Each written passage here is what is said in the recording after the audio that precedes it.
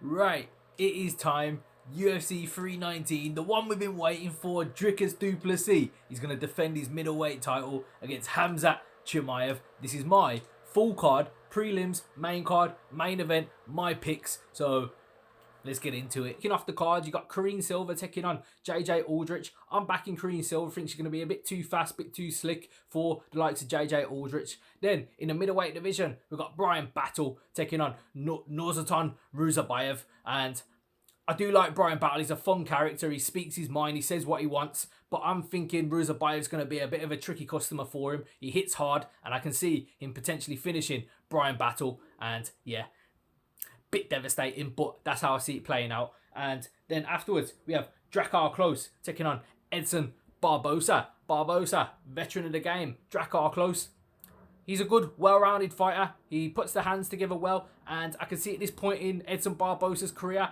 I am favouring Drakkar Klose to get the job done, although I'm always backing Edson, so I hope he gets the job done there. We've got Alexander Hernandez taking on Chase Hooper. Chase the Dream, Hooper. And yeah, I'm backing Chase in this fight. Alexander Hernandez, he's had an up and down sort of UFC career. Chase Hooper came into the UFC very young and he's worked a lot on his game. You know, he came in as a predominantly jiu-jitsu fighter and he's worked on the hands, he's worked on the striking, and I can see him sort of using them aspects of his game now. The striking, he is very long to kind of keep Alexander Hernandez away from him, kind of on the end of his punches and kicks, and then when he can get the fight to the ground, he's going to take over and look to get a submission, get a choke, or any sort of finish on the ground, because Chase Hooper, very skilled in that aspect of his game. Then we have Jessica Andrade against Lupi Godinez. I'll be favouring Jessica Andrade in this one. This will be her 41st pro MMA fight.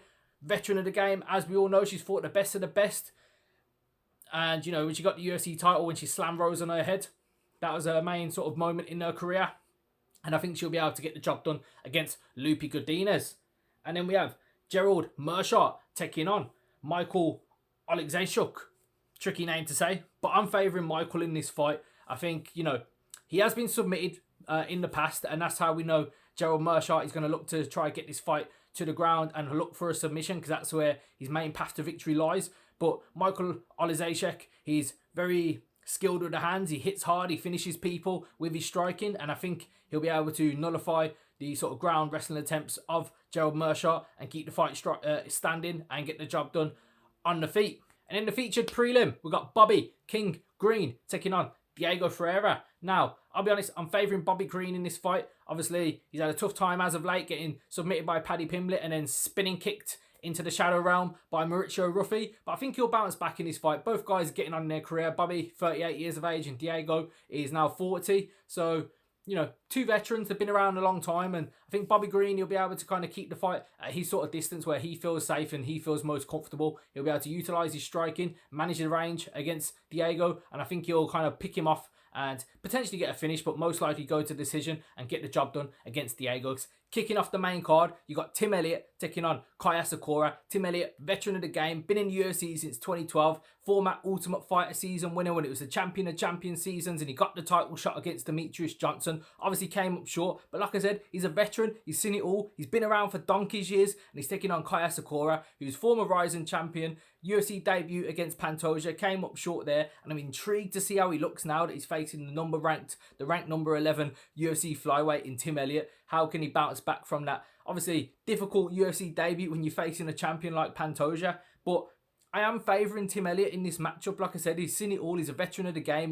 He's an unorthodox fighter. He's got weird sort of movement patterns. And has Kaya Sakura faced somebody like a Tim Elliott? I don't believe so. So I'm favouring Tim Elliott to get the job done here. Although I would like to see Kaya Sakura get the victory. I think it'll be a bit more interesting for the division moving forward, especially when we don't know how long we're going to have Pantoja around for. But I'm favouring Tim Elliott in this individual matchup.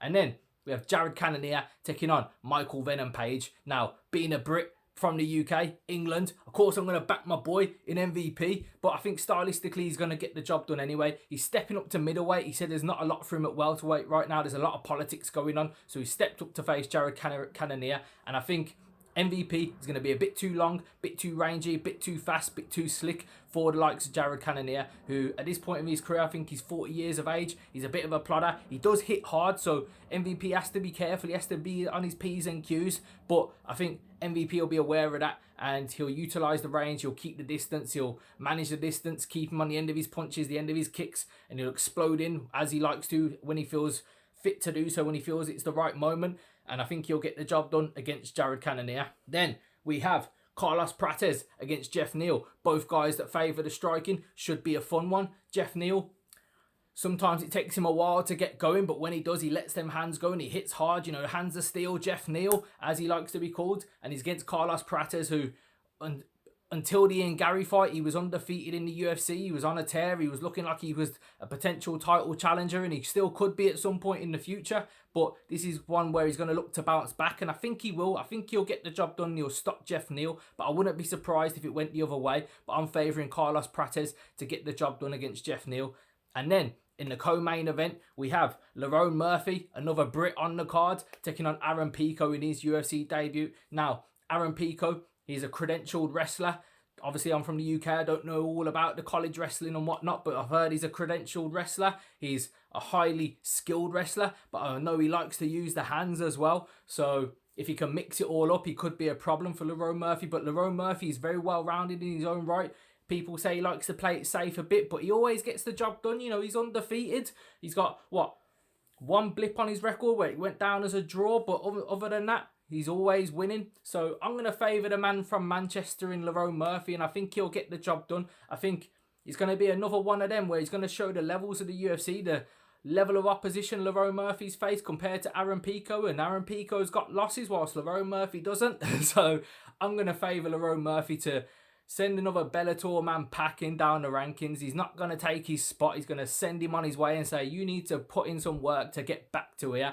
I'm favouring Lerone Murphy to get the job done. So, Dricus Du Plessis, I'll be honest, I was sceptical on him for quite some time. Going into the Robert Whittaker fight and the Adesanya fight, I thought they're going to make easy work of him because he looks sloppy, but somehow he always pushes on. Even when he looks gassed, he digs deep and he pushes the action. He doesn't stop. He is a tank. So I found it hard to bet against him ever since that. So against the likes of Sean Strickland, I thought, yeah, I'm backing Dricus. I can't bet against him anymore. But now, against Khamzat, I'm finding myself questioning it again. Because Khamzat, again, he's a different beast. He's probably the hardest first round fight you can have. Like, he comes out, I think I saw a stat earlier where within 5 of his fights, he shot a takedown in less than 14 seconds, and he got it. Against Li Jingliang and Kevin Holland, he shot a takedown in 2 to 4 seconds. Against Robert Whittaker, shot a takedown in like 14 seconds. And he gets these takedowns, and he dominates people from there, and he gets the job done. Only time we've seen him really go to a decision and get tested was against Gilbert Burns and Kamaru Usman. And now that's where the questions start to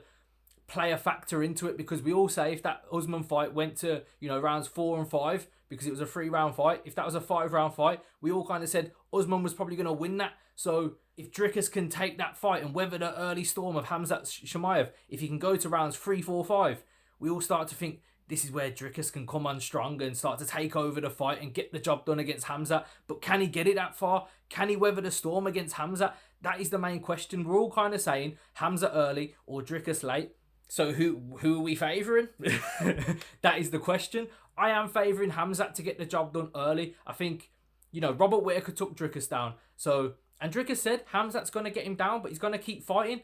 But it's all well and good saying it. But how are you going to do when you're in there against the likes of Khamzat? So I think Khamzat's going to get him down. He's going to start wearing on him. He's going to start beating on him. He's going to look for submissions. We're going to see Dricus look his sloppy kind of tired self if he can get back to his feet. And Khamzat's going to shoot another takedown if Dricus gets up. I just favour Khamzat to get him down and get him out of there early. That is my prediction. And I could be wrong. Like I said, it's either going to get done early or it's going to go late. But you know what? Last little note. I would love to see Khamzat in rounds 3, 4, 5 and dig deep and get the job done in rounds 3, 4, 5. That's what I'd love to see out of him. It's whether it gets that far and if he can do that, or is he going to start to tire and get taken over by Dricus? Either way, I'm backing Khamzat. Like I said, could be wrong, but I think Khamzat's going to get the job done early against Dricus, and he's going to be a new middleweight champion of the world. Yeah, I'm backing Khamzat in the main event, but I want to know your thoughts on each of the fights. Obviously, the main event, let me know who you're backing, who you're favouring, who you think's going to be the middleweight UFC champion of the world. But I want to know your thoughts from the prelims to the main card. What fights are you looking forward to most? What fight stands out to you? And how you think Aaron Pico is going to get on his UFC debut? Is he going to be another Bellator fighter that comes up short with the bright lights of the UFC? But yeah, drop me a comment with your thoughts. Subscribe to the channel. Let me know how you think these fights are going to go. I'll keep you up to date with all UFC news, UFC fun sort of fight edits, and my fight predictions. So yeah, make sure you subscribe to the channel and enjoy the fights. Peace. Boom.